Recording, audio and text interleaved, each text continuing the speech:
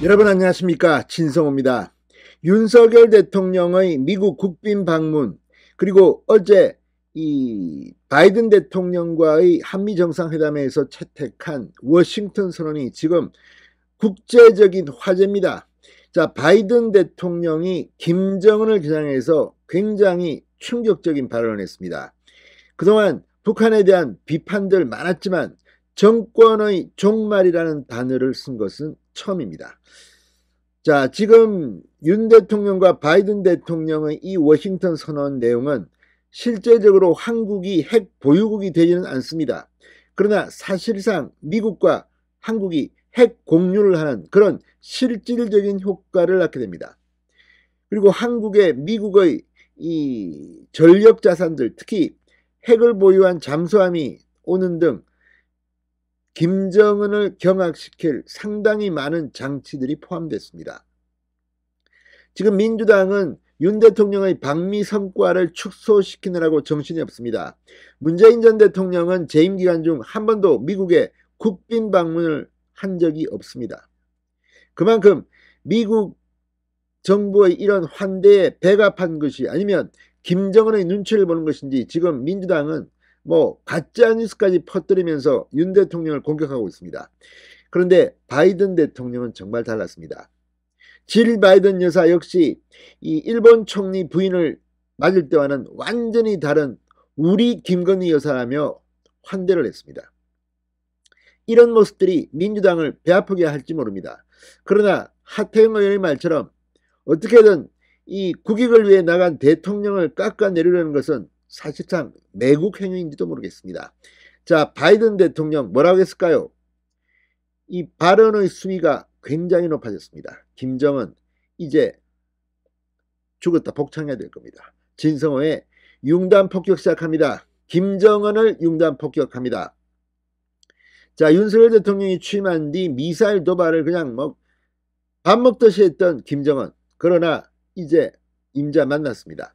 자, 조 바이든 미국 대통령이 백악관 로즈가든에서 열린 한미정상회담 공동기자회견에서 북한이 핵공격을 하면 정권의 종말을 보게 될 것이라고 경고했습니다. 정권의 종말이라는 단어는 이 외교 언어로서는 가장 수위가 높은 단어로 보입니다. 자, 미국 국빈 방문 중인 윤 대통령과 회담 후 북핵 위협에 맞서 한국에 대한 미국의 확장 억제 강화 방안을 설명하면서 이처럼 강도 높은 표현을 쓴 겁니다. 바이든 대통령은 한미가 이날 발표한 확장 억제 강화 방안의 구체적 적용에 대한 질문에 북한이 미국이나 동맹, 파트너에 핵 공격을 하는 것은 용납할 수 없다. 그러한 행동을 취한다면 어떤 정권이든 종말을 초래할 것이라고 말했습니다. End of regime. 자, 지금 바이든 대통령의 입에서 정권의 종말이라는 단어가 나왔다는 것을 보고 기자들이 정말 백악관 출입 기자들이 깜짝 놀랐습니다. 바이든 대통령 이런 단어는 처음 사용한 것입니다.